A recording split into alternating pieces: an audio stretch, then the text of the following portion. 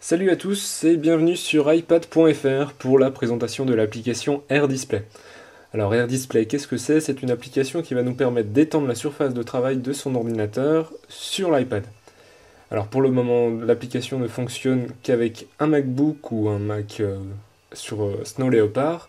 Une version Windows arrivera prochainement. Alors, on va faire une démonstration. Donc, j'ai téléchargé l'application, je l'ai installée, elle est facturée quand même 7,99 € sur l'Apple Store. Je la lance.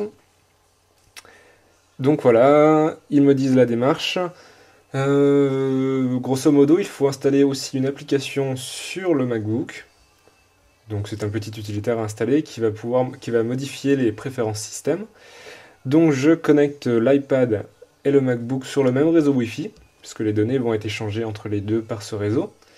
Et j'ai accès donc aux préférences système. Alors on y va. Une petite icône là permet d'accéder rapidement. On va les ouvrir. Voilà.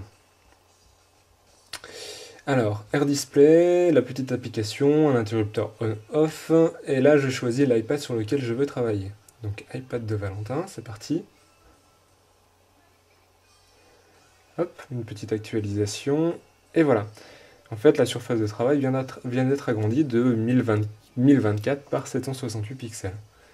Je peux déplacer ma fenêtre, je peux en mettre autant que je veux. Voilà. Donc là, vous avez dû le remarquer, quand on bouge une fenêtre, ça saccade. Donc c'est logiquement dû au réseau Wi-Fi, etc. Peut-être que les prochaines versions amélioreront tout ça, on verra. Mais ce n'est finalement pas dérangeant si on a une utilisation assez simple de l'extension d'écran, comme mettre des palettes graphiques si vous travaillez par exemple sous un logiciel comme Photoshop, une calculatrice. D'ailleurs, en parlant de calculatrice, regardez bien, je vais la monter par là. En fait, je peux interagir avec l'écran tactile. Donc là, j'ai mis 58, 589, hop, fois 3. Voilà, ça va faire beaucoup de chiffres. Je peux déplacer ma fenêtre. Voilà. Donc ça saccade, hein. C'est vraiment... Ça peut être gênant pour certaines personnes si dès l'instant où vous mettez une vidéo ou quelque chose qui est très animé. Donc vous avez accès aussi à d'autres préférences depuis la partie moniteur, et notamment la disposition. Donc voilà, vous pouvez gérer l'écart. Hop. Mettre l'iPad en tant que moniteur principal, donc en déplaçant la barre blanche. Voilà, on va mettre toutes nos icônes par là. Donc voilà, là j'ai vraiment transformé l'iPad en véritable macOS. Je retransfère la barre parce que finalement ce n'est pas pratique à cause de la liaison Wi-Fi, ça saccade donc. C'est vraiment en complément. Voilà, je vais fermer tout ça. Et on va vous montrer un autre petit truc. Donc par exemple, si on est sous Firefox, je peux donc évidemment transférer ma fenêtre et aussi incliner l'iPad de sorte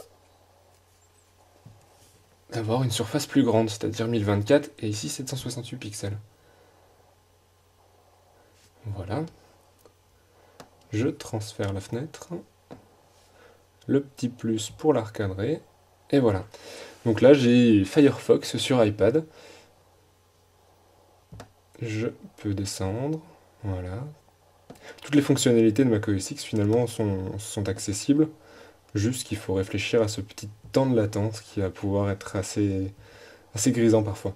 On remarquera aussi que dès l'instant où on bouge la fenêtre, etc., on a l'impression d'avoir comme une compression JPEG, vous savez, sur les images, des artefacts qui apparaissent. Ça apparaît peut-être une demi-seconde, le temps que la page s'actualise, l'image se génère correctement. Voilà. On va pouvoir aussi retourner du bon côté. C'est tout de suite un peu moins lourd. Voilà. Alors, ce qu'il faut aussi remarquer, c'est que cette surface d'écran qui s'ajoute, il faut vraiment garder à l'esprit que l'ordinateur et l'iPad doivent rester actifs. Enfin, pas forcément l'iPad, mais disons l'ordinateur. Si vous vous mettez en veille, hop, vous allez forcément revenir après à la page de configuration, c'est-à-dire à la page de préférence système qui va vous demander de vous reconnecter. Voilà, donc c'est vraiment, on va dire, pratique pour ceux qui souhaitent avoir un peu plus de place sur leur écran, surtout si vous êtes en 1280 par 800 comme moi, et que vous travaillez sur des logiciels de développement, de photos, et même plus, hein, voilà. Hop, voilà, cette application AirDisplay pour iPad.fr. À bientôt.